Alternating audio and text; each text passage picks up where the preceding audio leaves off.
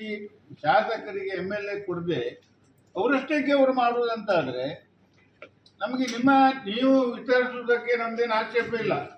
ಆ ಟೈಮು ಮತ್ತು ಡೇಟ್ ನಮ್ಗೆ ಎಲ್ಲಿ ಪ್ಲೇಸ್ ಅಂತ ಹೇಳ್ಬೇಕಾ ಬೇಡ? ಅವರು ಗೊತ್ತಾಗಬೇಕಲ್ಲ, ಯಾರಿಗೆ ಕೊಡ್ತೀರ ಅಂತ ಗೊತ್ತಾಗಬೇಕಲ್ವಾ?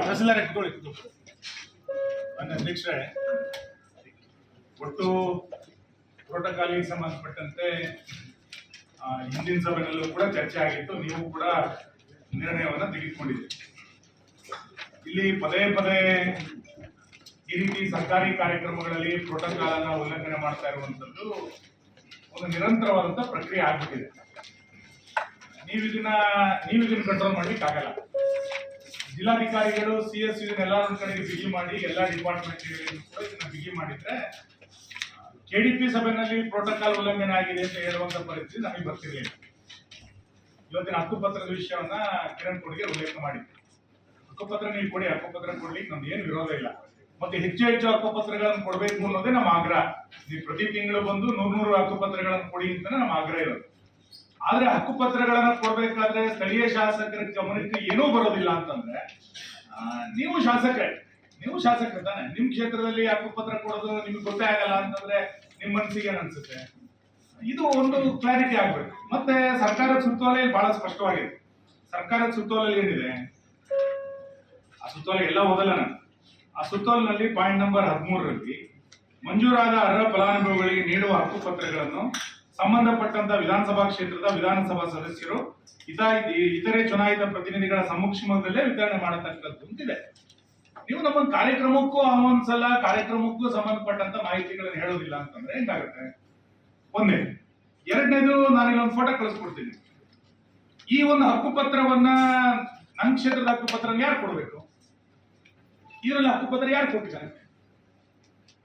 ಇದನ್ನೆಲ್ಲದನ್ನೂ ಸಹಿಸಿಕೊಂಡು ಈ ಮೀಟಿಂಗ್ ಅನ್ನು ಮುಂದುವರಿಸಬೇಕು ಅಂತಂದ್ರೆ ಸಾಧ್ಯ ಇಲ್ಲ. ಹಕ್ಕುಪತ್ರ ಯಾರು ಕೊಡ್ಬೇಕು? ನಾವೇನು ಇಲ್ಲಿ ಕುತ್ಕೊಂಡಿರಲಿಲ್ಲ, ಗೆಣಸ್ಕತ್ಲಿಕ್ಕೆ ಕುತ್ಕೊಂಡಿಲ್ಲ. ನಾನು ಹಕ್ಕುಪತ್ರ ಯಾರು ಕೊಡ್ಬೇಕು? ಆ ಹಕ್ಕುಪತ್ರ ಒಂದು ರಾಜಕೀಯ ಪಾರ್ಟಿಯ ಕಚೇರಿ ಹೆಂಗ್ ಹೋಗುತ್ತೆ? ಆ ಹಕ್ಕುಪತ್ರವನ್ನು ತೆಗೆದುಕೊಂಡು ಕೊಟ್ಟಿದ್ಯಾರು? ಏನ್ ನಮ್ಗೇನ್ ಕೆಲಸ ಇಲ್ಲಕ್ಕೆ ಇಲ್ಲಿ ಬರ್ತಾ ಇದ್ವಾ 3 ತಿಂಗಳಿಗೆ ಒಂದ್ಸರಿ? ಆಯ್ತು, ಹಕ್ಕುಪತ್ರ ನಿಮ್ ಕಚೇರಿ ಬಂದಿದೆ, ರಿಸೇಲರ್ ಬಂದಿದೆ, ಕೊಡಿ, ಹೋಗಕ್ಕೆ ತೊಂದರೆ ಇಲ್ಲ. ಹಕ್ಕುಪತ್ರವನ್ನ ಬಿಜೆಪಿ ಕಚೇರಿಗೋ ಕಾಂಗ್ರೆಸ್ ಹೆಂಗ್ ಹೋಗುತ್ತೆ? ಹಕ್ಕುಪತ್ರ ತಹಸೀಲ್ದಾರ್ ಏನ್ ಮಾಡ್ತಿದ್ದಾರೆ? ಹಂಗಾರೆ ಒಂದು ತಹಸೀಲ್ದಾರ್ ಆಡಳಿತ ವ್ಯತ್ಯಾಸ, ಆಡಳಿತ ಅಂತ ಇಲ್ಲೋ ಆಗಲಿ. ಸೊ ಇದನ್ನ ನೀವು ದಯಮಾಡಿ ನಿಮ್ ಪಾರ್ಟಿ ಸಮರ್ಥನೆ ನೀವು ಮಾಡ್ಕೊಳ್ಳಿ. ಬೇರೆ ಬೇರೆ ವಿಷಯಗಳಲ್ಲಿ ಪಾರ್ಟಿ ಸಮರ್ಥನೆ ನೀವು ಮಾಡ್ಕೊಳ್ಳಿ, ನಮ್ದು ಏನು ತೊಂದರೆ ಇಲ್ಲ. ಈ ತರದ ವಿಷಯಗಳಲ್ಲಿ ಸಮರ್ಥನೆ ಮಾಡ್ಕೋಬೇಡಿ. ಇದನ್ನ ಯಾರು ಉಲ್ಲಂಘನೆ ಆಗಿದೆ ಅಧಿಕಾರಿಗಳ ಮೇಲೆ ಕ್ರಮ ತೆಗೆದುಕೊಳ್ಬೇಕಾಗಿರೋದು ಮೊದಲನೇ ಕೆಲಸ ಇದೆ. ಇದನ್ನ ಮಾಡಿ ಮುಂದಿನ ಸಭೆ ನಡೆಸಿ. ಇಲ್ಲ ಅಂತಂದ್ರೆ ಇದನ್ನ ಆಯ್ತು ನೋಡೋಣ ಅಂತಂದ್ರೆ ನಾವೊಂದು ಸಭೆಯಲ್ಲಿ ಇರಲ್ಲ, ನಾನಂತೂ ಇರಲ್ಲ. ಈ ಸಭೆ ನಡೆಸಬಹುದು, ಏನು ತೊಂದರೆ ಇಲ್ಲ. ನೀವು ಇನ್ಯಾರೋ ಹಕ್ಕುಪತ್ರವನ್ನ ಯಾವ್ದೋ ಒಂದು ಪಾರ್ಟಿ ಚೇಂಬರ್ ನಲ್ಲಿ ಕೊಟ್ಕೊಂಡು ಹಕ್ಕುಪತ್ರ ಕೊಡ್ತೀರಿ ಅಂತಂದ್ರೆ ಇದನ್ನ ನೋಡ್ಕೊಂಡು ನಾನು ಸುಮ್ಮನೆ ಇರ್ಬೇಕು ಅಂತಂದ್ರೆ ನಾನು ಸಭೆಯಲ್ಲಿ ಇರ್ಲಿಕ್ಕೆ ಸಾಧ್ಯ. ಆಯ್ತು, ನೀವು ಮಾಡಿ.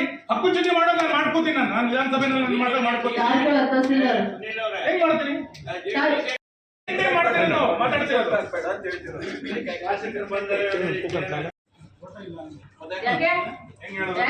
ಮತ್ತೆ ನೀವ್ ಹೇಳಿದ್ನ ಹೇಗೆ ನಂಬೇಕು ನಾವು?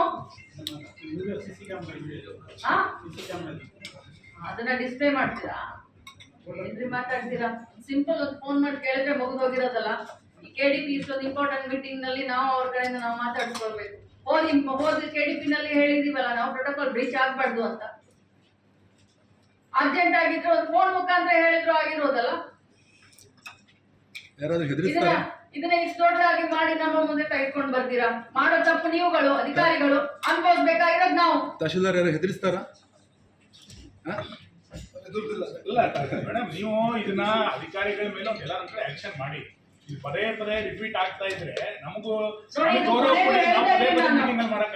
ಅದು ಕನ್ನಡ ಕಲ್ಚರ್ ಇವ್ರಿಗೆ ಒಂದು ನೋಟಿಸ್ ಜಾರಿ ಮಾಡಿ. ಮೊದಲು ನೀವು ಅವ್ರಿಗೆ ಒಂದು ನೋಟಿಸ್ ಜಾರಿ ಮಾಡಿ, ಇವ್ರ ಮೇಲೆ ಒಂದು ನೋಟಿಸ್ ಜಾರಿ ಮಾಡಿ. ಬಟ್ ಇದು ಲಾಸ್ಟ್ ನಾನು ಹೇಳ್ತಾ ಇರೋದು, ಮುಂದಿನ KDP ನಲ್ಲಿ ಯಾರಾದ್ರೂ ಪ್ರೋಟೋಕಾಲ್ ಬಗ್ಗೆ ನೀವು ಬ್ರೀಚ್ ಮಾಡಿದೀರಾ ಅಂತ ನನ್ನ ಗಮನಕ್ಕೆ ಬಂದ್ರೆ ಒಂದೇ ಒಂದು ನಿಮಿಷದಲ್ಲಿ ಕೂಡ, ನಾನು ಒಂದೇ ಒಂದು ನಿಮಿಷ ಲೇಟ್ ಮಾಡೋದಿಲ್ಲ, ನಾನು ಸಸ್ಪೆಂಡ್ ಮಾಡಿ.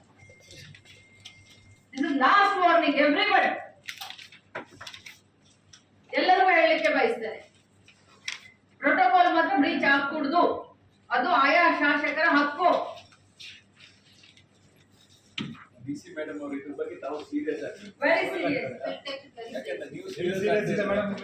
ಯಾವ ವಿಷಯ ಕೇಳಿದ್ರು ನೀವು ಅದಕ್ಕೆ ಆರಾಮಾಗಿರ್ತೀರಿ. ಸೀರಿಯಸ್ ಅಲ್ಲಿದೆ.